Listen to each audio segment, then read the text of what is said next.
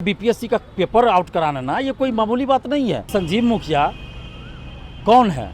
ये कोई कोचिंग तो नहीं चलाता है, कोई स्टूडेंट्स का ग्रुप नहीं चलाता है। हजारों स्टूडेंट्स इसको कहाँ से मिलता है? संजीव मुखिया अकेला तो है नहीं इस खेल में जो पेपर लीक करा लेता है। कहना चाह रहे हैं कि संजीव मुखिया जो है छोटा मछली है। बिल्कुल छोटी मछली है। TRE-2 का भी पेपर लीक था, लेकिन उस समय किसी को नहीं दिखा, हम लोग को भी नहीं दिखा। रिजल्ट आ गया, ज्वाइनिंग हो गई, उसके बाद जांच में TRE-3 के जांच में ये बात आई कि TRE-2 का भी पेपर लीक था। कहना चाह रहे इसमें कोई बड़े अधिकारी नेता लोग भी मिले हुए हैं। बिल्कुल। संजीव मुखिया की पत्नी को टिकट दिया गया ना लोजपा के द्वारा 2020 में।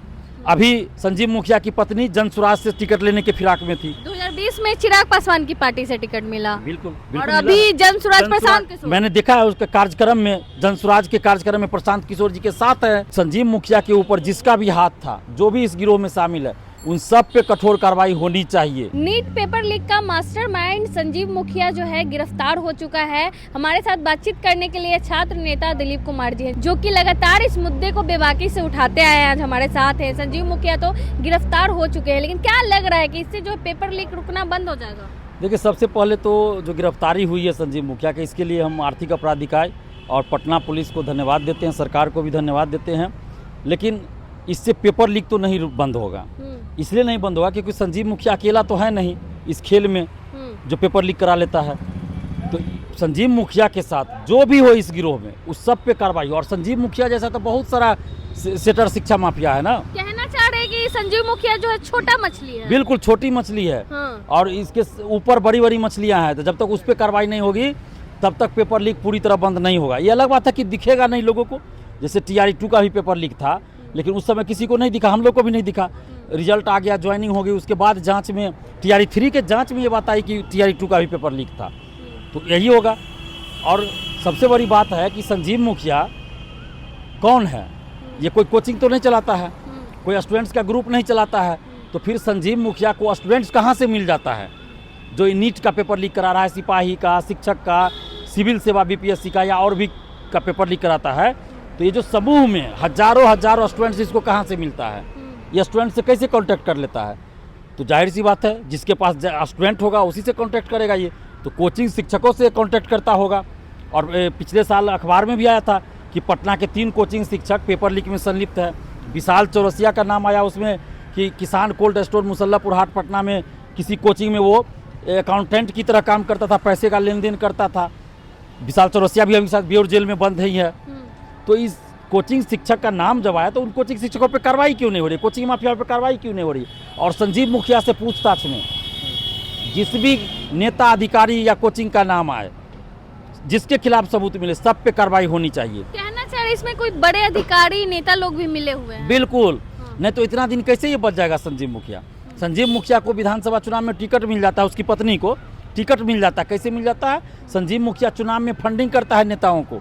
तो जब तक उस पर उन लोगों पे भी कार्रवाई नहीं होगी तो ये पेपर लीक कैसे रुकेगा? और जो भी अभ्यर्थी संलिप्त रहते हैं पेपर लीक में, ध्यान दें, उन पे भी कार्रवाई होनी चाहिए कि उस पर आजीवन प्रतिबंध लगे कि वो कभी फॉर्म नहीं भर सकता है। जैसे ही ये कार्रवाई होगी तो कोई पेपर लीक नहीं होगा। क्यों? क्योंकि पेपर लीक कराने वाला पेपर बेचेगा किसको? जब खरीदने वाला क्वेश्चन नहीं होगा कोई, तो कोई पेपर आउट करा के क्या कर लेगा? इसलिए अभ्यर्थी पे भी कार्रवाई हो। अगर कोई जॉब में रहते हुए कि सब कर रहा है तो उसको जॉब से बर्खास्त किया जाए। सारी संपत्ति जब्त तो संजीव मुखिया का जितना भी संपत्ति है, जहाँ जहाँ इसका बिल्डिंग हो, अपार्टमेंट जो भी हो, सारी संपत्ति जब्त करके उसको ध्वस्त किया जाए। लेकिन इतना समय क्यों लगा? क्या लग रहा है इतना, मतलब संजीव मुखिया को गिरफ्तार करने में? ये तो सबको पता है, राजनीतिक संरक्षण मिला हुआ है संजीव मुखिया को ना। ये तो सबको पता है। अगर संरक्षण नहीं मिलता तो इतना दिन से नहीं बचा रहता। इसकी वाइफ को टिकट नहीं मिलता और इतना बड़ा पेपर लीक कैसे करा लेता है? ये तो संभव ही नहीं है। BPSC का पेपर आउट कराना ना ये कोई मामूली बात नहीं है, और ये कोई साधारण आदमी नहीं कर सकता है। इसीलिए मैं बार बार कह रहा हूँ कि संजीव मुखिया के ऊपर जिसका भी हाथ था, जो भी इस गिरोह में शामिल है, उन सब पे कठोर कार्रवाई होनी चाहिए। बिहार सरकार पे भी सवाल खड़े होते हैं कि उन्होंने संरक्षण दिया है। देखिए, सरकार के कुछ लोग जरूर होंगे, उसकी भी जांच से ही पता चलेगा ना। और पेपर लीक से ही जुड़ा मामला 17वीं BPSC का था। री एग्जाम का मामला, एक आंदोलन चल रहा था, कुछ कोचिंग शिक्षकों ने कहा हमारे पास ये सबूत है वो सबूत है, देना चाहिए उनको मीडिया में या पटना हाई कोर्ट में, सुप्रीम कोर्ट में, लेकिन नहीं दिया गया। अधिकारी की पत्नी का नाम बताना चाहिए ताकि उस पर कार्रवाई होती। नहीं तो वो लोग तो फिर मेंस में सेटिंग कर लेंगे, फिर इंटरव्यू में सेटिंग करेंगे, फिर अगली परीक्षाओं में सेटिंग कर लेंगे। तो इसलिए जो शिक्षक बोले ऐसा उनको सबूत देना चाहिए। लेकिन क्या कोई फायदा तो नहीं हुआ, फिर से मेंस का एग्जाम तो हो ही रहा है। इसलिए मैंने कहा ना कि जिन शिक्षक ने ये कहा कि 1000 करोड़ का लेन देन हुआ, सबूत है हमारे पास, तो उनको तो नाम उजागर करना चाहिए ना, ताकि वो लोग पकड़े जाते।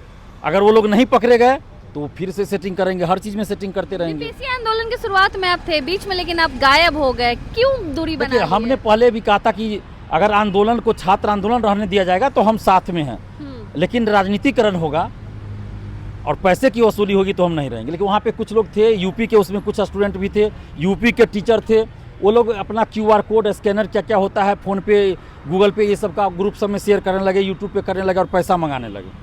और जिनको लोग जानते नहीं है, हम लोग नहीं जानते, उन लोग का स्कैनर घूम रहा है ग्रुप में। और उसके बाद नेताओं को बुलाया जाने लगा कि हमारे बगल में नेता बैठेंगे तो मीडिया में खबर चलेगी, तो हमारा कोचिंग का प्रचार होगा, हमारा चेहरा चमकेगा, हमको कोई पार्टी जो है टिकट दे देगा। तेजस्वी यादव भी गए थे एक दिन बैठने के लिए। सभी नेता गए, विपक्ष में जो थे, सरकार में रहते तो नहीं जाते। प्रशांत किशोर भी गए थे, नहीं पार्टी। देखिए विपक्ष में जो रहेंगे वो जाएंगे। सम्राट चौधरी जी और विजय सिन्हा जी भी जब विपक्ष में थे तो वो भी जाते थे, जो विपक्ष में रहेंगे जाएंगे। सत्ता में जाते ही भूल जाते हैं। लेकिन सवाल ये है कि आप पेपर लीक के खिलाफ आंदोलन में जा रहे हैं और पेपर लीक कराने वाले को संरक्षण दे रहे हैं, उसके खिलाफ कार्रवाई की मांग नहीं कर रहे हैं, तो कौन सा आंदोलन कर रहे हैं आप, और कौन सा आंदोलन का सपोर्ट कर रहे हैं? संजीव मुखिया की पत्नी को टिकट दिया गया ना लोजपा के द्वारा 2020 में।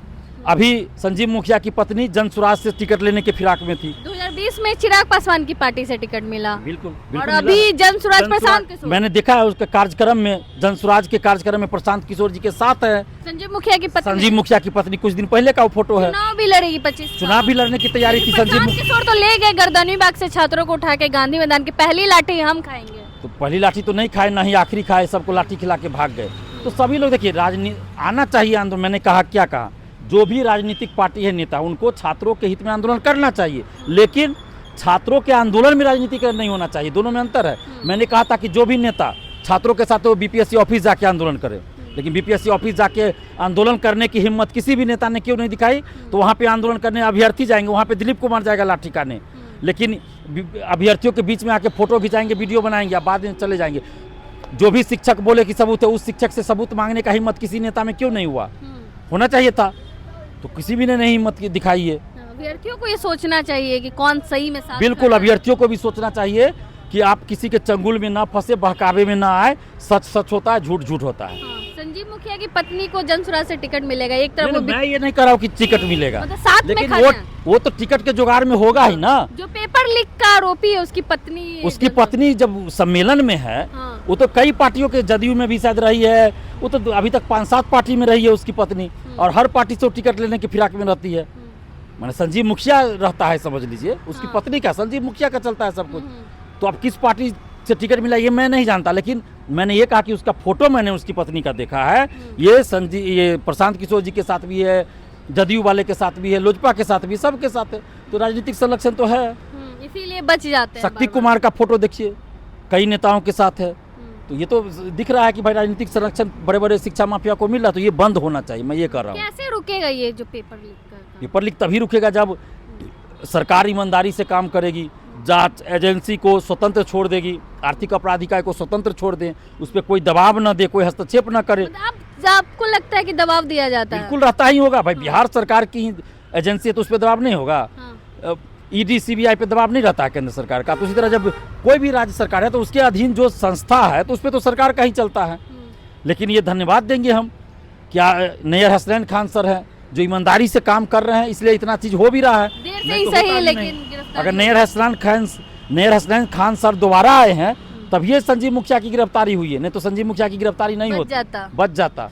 तो हम नैयर हसनैन खान सर को धन्यवाद देते हैं कि वो ईमानदारी से काम कर रहे हैं। चलिए, बहुत बहुत धन्यवाद। हमारे साथ छात्र नेता दिलीप कुमार थे। संजीव मुखिया की गिरफ्तारी हो चुकी है, लेकिन सवाल अभी भी वही है कि कब तक ऐसे पेपर लीक जो है बिहार में होते रहेंगे।